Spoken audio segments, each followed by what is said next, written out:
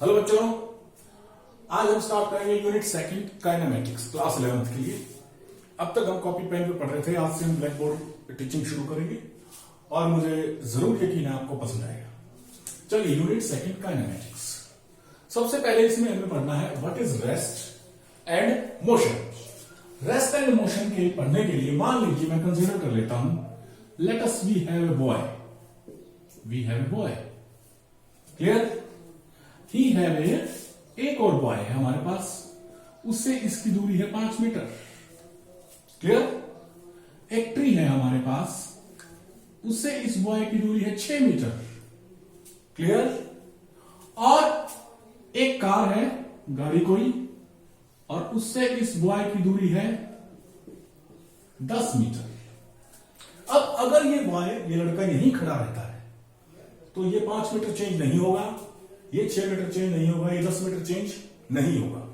मतलब अगर कोई बॉडी अपने आसपास की वस्तुओं के कंपैरिजन, थिंग्स सराउंडिंग इट, अपनी पोजीशन को चेंज नहीं करती, यानी अपनी पोजीशन 5 मीटर ही रखेगी, इसे 6 मीटर ही रखेगी, इसे 10 मीटर ही रखेगी, पोजीशन को चेंज नहीं करती, तो ये बॉडी हमारी किस में हो जाएगी? रेस्ट में हो जाएगी। किस में हो जाएगी? रेस्ट में। अब अगर मान लीजिए यही बॉय उठकर यहां आ गया, क्लियर, ये बॉय उठा और यहां आ गया। अब क्या हुआ है, इस कार से इसका डिस्टेंस कितना हो गया? मान लीजिए 6 मीटर, बॉय से हो गया 12 मीटर और ट्री से हो गया 18 मीटर, क्लियर। अब क्या हो गया, ये अपनी आसपास की वस्तुओं के कंपैरिजन में द थिंग सराउंडिंग इट, इसकी पोजीशन में चेंज आ गया, क्लियर हुआ। पहले क्या था, ये यहीं पर रुका रहा, तो इस बॉय से, इस ट्री से और इस कार से इसकी पोजीशन, इनके कंपैरिजन में इसकी पोजीशन सेम रही, तो ये रेस्ट में था। अगर सराउंडिंग की चीजों के कंपैरिजन में उसकी पोजीशन में चेंज आ गया, तो बॉडी किसमें हो गई? मोशन में हो गई। तो रेस्ट हमारे पास क्या है?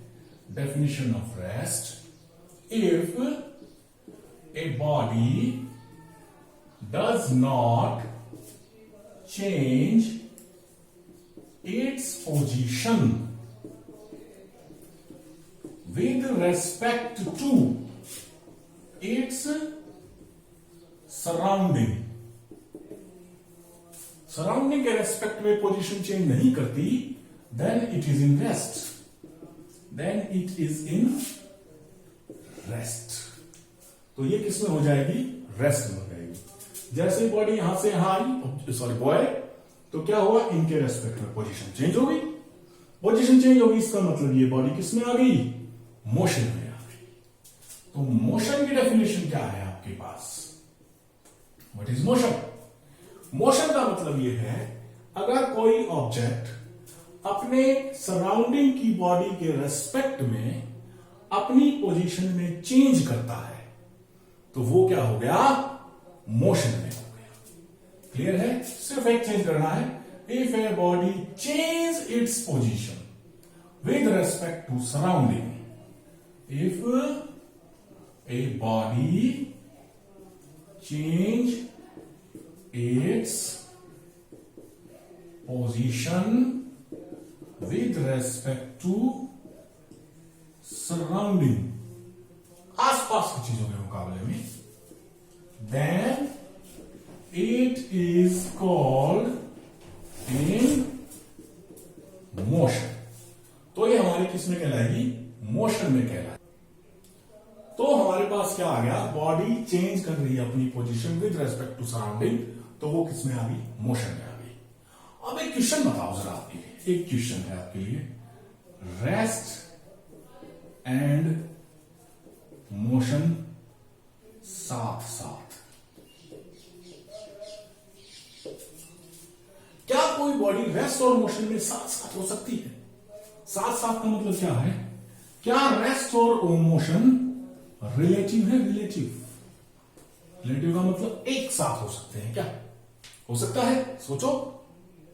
हमको लगता नहीं, लेकिन हाँ, यस, कोई भी बॉडी रेस्ट में भी हो सकती है और मोशन में भी हो सकती है एक साथ। कैसे?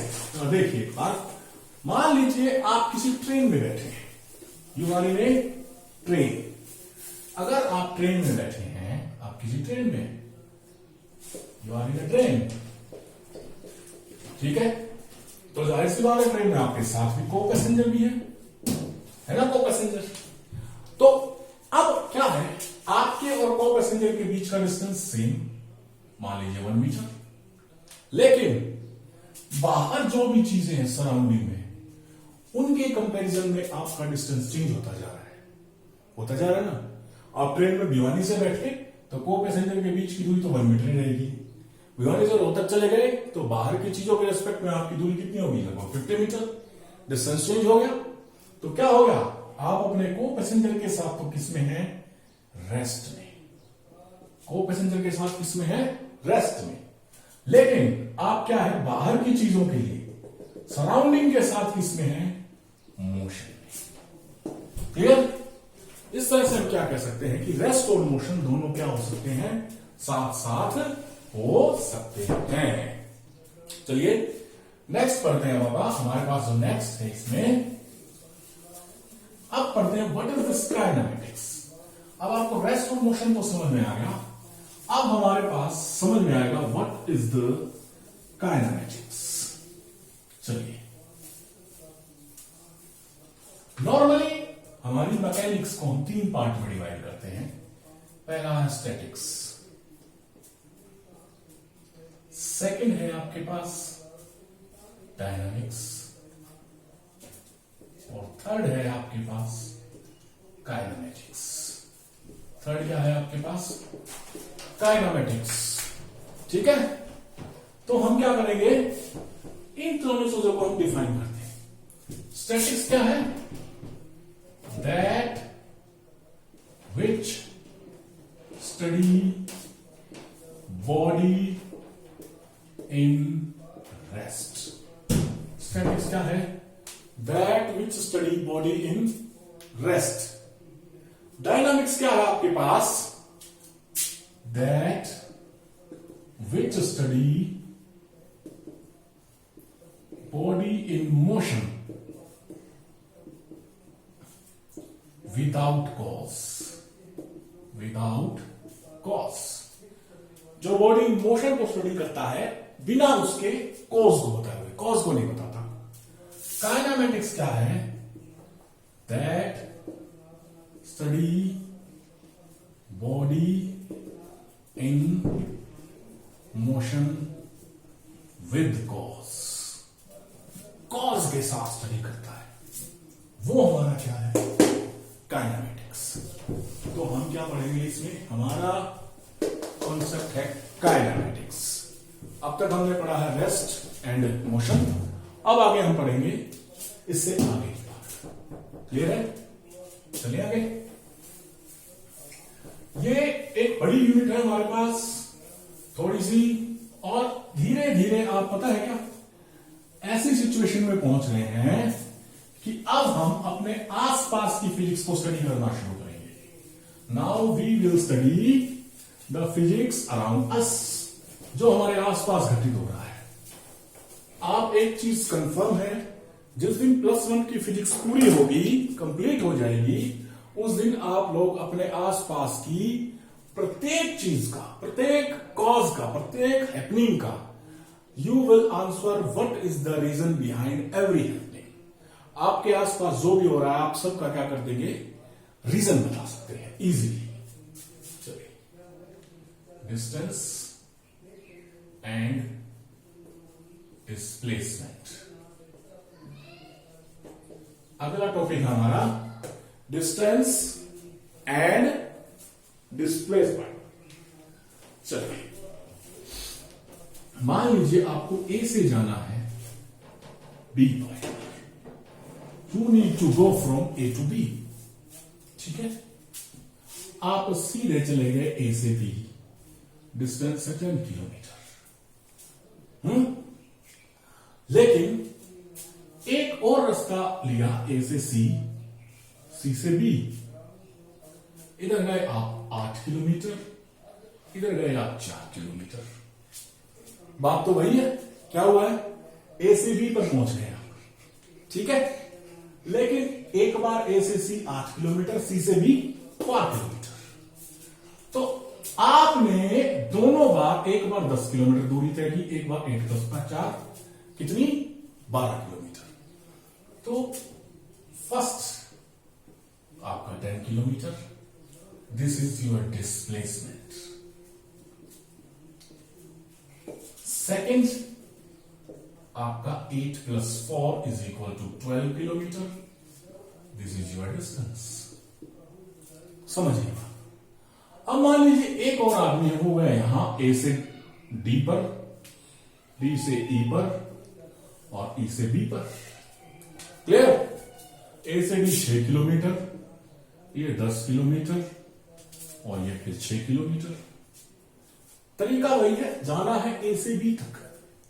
अलग अलग रास्ते हैं। अलग अलग रास्ते क्या कहलाए? Path length. अलग अलग रास्ते क्या कहलाए? पाथ लेंथ, रास्ते की लंबाई। जबकि स्ट्रेट लाइन आपका क्या कहलाया? एक पॉइंट से दूसरे पॉइंट का शॉर्टेस्ट डिस्टेंस। ये शॉर्टेस्ट डिस्टेंस, सीधा जाना है ना। तो क्या होगा आपके पास? शॉर्टेस्ट डिस्टेंस बिटवीन 2 पॉइंट, तो क्या हो गया आपका? डिस्प्लेसमेंट। और डिस्टेंस क्या हो गया? Path length.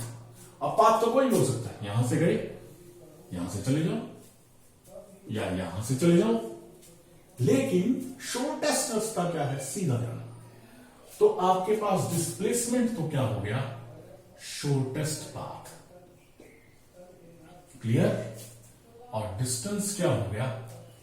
Path length. क्या हो गया? Path length. क्लियर?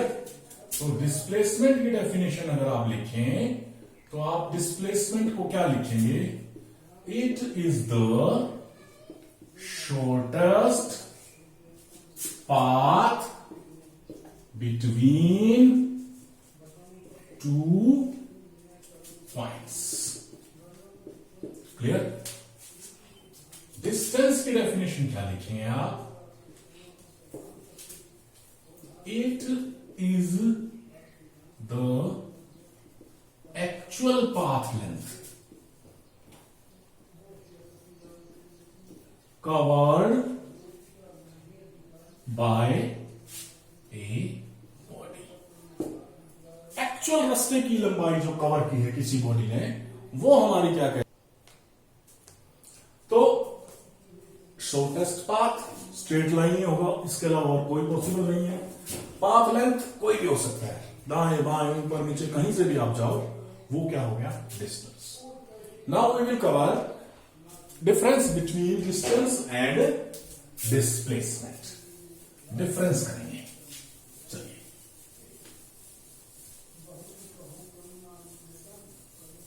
ये छोटे छोटे कॉन्सेप्ट हैं जो आपको आते भी हैं, पता भी होने चाहिए, बस थोड़ा सा एक बार याद करवाने के लिए। डिस्टेंस, डिस्प्लेसमेंट, हम डिफरेंस करते हैं इसके बीच में। करेक्ट? चलिए, क्या है? पहला डेफिनेशन, इसकी डेफिनेशन लिख देंगे आप, इसकी डेफिनेशन लिख देंगे। मतलब डिस्टेंस क्या है? Path length. डिस्प्लेसमेंट क्या है? Shortest path. Second line, it is a scalar quantity. ये एक डिस्टेंस एक स्केलर क्वांटिटी है। डिस्टेंस क्या है? स्केलर। स्केलर मतलब इसकी कोई डायरेक्शन नहीं है। आप यहां से चले जाओ डिस्टेंस, यहां से चले जाओ डिस्टेंस, इधर से चले जाओ डिस्टेंस, सब डिस्टेंस। डिस्प्लेसमेंट क्या है? It is a vector quantity. Displacement क्या है? एक वेक्टर क्वांटिटी है। डिस्प्लेसमेंट की डायरेक्शन सिर्फ यही है, ए से बी, इसके अलावा कोई भी नहीं है। ठीक है? Third, it can have more than one value. Distance, कहीं से भी घूम गया, कहीं से भी जाइएगा, कहीं से भी distance. Displacement it will have only one and one value. Displacement की तो सिर्फ और सिर्फ क्या होगी, सीधी डायरेक्शन। डिस्टेंस की तो कुछ भी हो सकती है, आप कहीं से भी घूम के जाएं, आपका क्या बनेगा, डिस्टेंस ही बनेगा। Clear. Fourth, distance will be greater और इक्वल टू डिस्प्लेसमेंट। अब सुनिए, हमने कहा था डिस्प्लेसमेंट तो ए से बी तक कितना है, 10 किलोमीटर। डिस्टेंस यहां से गए 12, यहां से गए 7 + 10 + 6, फिर बढ़ा, यहां से गए फिर बढ़ा, यहां से गए फिर बढ़ा। अगर सीधा चले गए तो डिस्टेंस और डिस्प्लेसमेंट सेम हो जाएगा ना। यानी डिस्टेंस तो या बड़ा मिलेगा डिस्प्लेसमेंट से, या क्या होगा आपके पास, इक्वल मिलेगा। और डिस्प्लेसमेंट क्या होगा आपके पास, डिस्प्लेसमेंट विल बी स्मॉल और इक्वल टू डिस्टेंस। डिस्प्लेसमेंट क्या होगा, डिस्टेंस के छोटा, स्मॉल और इक्वल यानी बड़ा होगा। क्लियर हुआ। तो ये हमारे बीच में क्या है, difference between distance and displacement. Clear हो गया। आगे चले, चलिए डिस्टेंस और डिस्प्लेसमेंट पर आगे हम न्यूमेरिकल करेंगे। तो इन दोनों के डिफरेंस पे हमें वेलोसिटी और स्पीड में डिफरेंशिएट करना है। ये डिस्टेंस और डिस्प्लेसमेंट पे डिपेंड होगा, इसलिए डिस्टेंस और डिस्प्लेसमेंट दोनों ही मिलकर स्पीड और वेलोसिटी को डिफरेंशिएट करेंगे। क्लियर। चलिए आगे देखते हैं।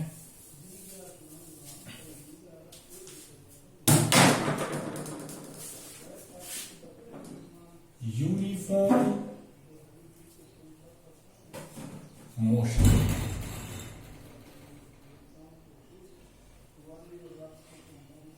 यूनिफॉर्म मोशन, ठीक है। यूनिफॉर्म का मतलब है एक समान। यूनिफॉर्म का मतलब है एक समान।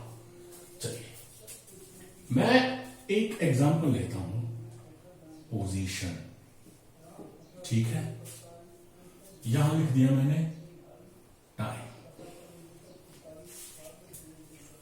अगर कोई भी एक बॉडी सुबह 9 बजे थी 0 किलोमीटर पर, कहां पर, 0 किलोमीटर पर, हमने कहा उसको it is eight 0 kilometre.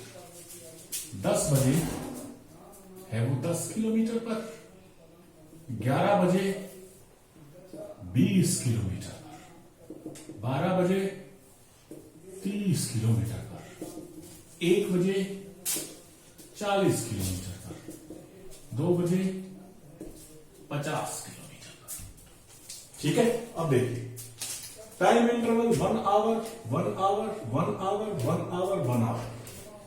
Distance 10 kilometre, 10 kilometre, 10 kilometre, 10 kilometre, 10 kilometre. Equal time interval में इक्वल डिस्टेंस ट्रेवल किया है तो वो मोशन क्या कहलाएगा, यूनिफॉर्म मोशन। अगर हमारे पास क्या है, कोई बॉडी इक्वल टाइम इंटरवल में इक्वल डिस्टेंस ट्रेवल करती है, time interval same, distance same, तो that will be called uniform motion. यानी हम एक समान चाल से चल रहे हैं। अब इसी में आप इस पोजीशन को मैं डिस्टेंस भी कह सकता हूं, कह दूं एक बार डिस्टेंस, ठीक है, या डिस्प्लेसमेंट जो भी है। अब मैं यहां से वेलोसिटी निकालना चाहता हूं, वेलोसिटी क्या निकालना चाहता हूं, वेलोसिटी। वेलोसिटी आपको पता है वेग, वेग बराबर दूरी बटा चाल, डिस्टेंस अपॉन टाइम। तो क्या वेलोसिटी आई, 9 से 10 के बीच में 1 घंटा और 10 किलोमीटर, 10 किलोमीटर पर आवर। 1 घंटा 10 kilometre, 10 kilometre per hour. 10 kilometre per hour, 10 kilometre per hour, 10 kilometre per hour. हर बार देखिए इक्वल आई, तो ऐसा मोशन जिसमें इक्वल टाइम इंटरवल में इक्वल डिस्टेंस हो और वेलोसिटी क्या रहे, सेम। वेलोसिटी क्या रहे, सेम। वो मोशन क्या कहलाता है आपका, uniform motion.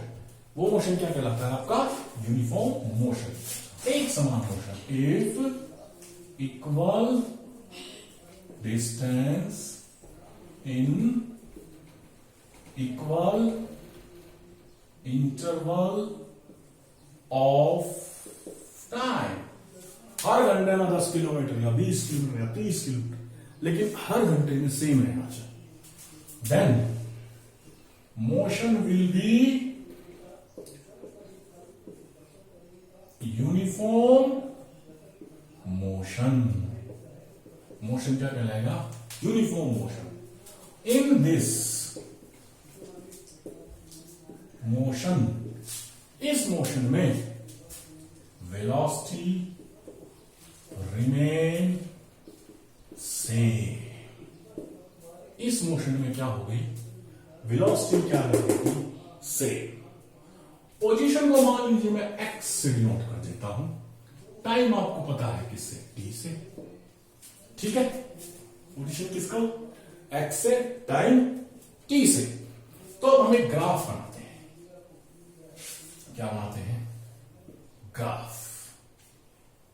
Sorry position, position x time T, clear. चलिए टाइम में लिखता हूं 9 बजे, 10 बजे, 11, 12, 1।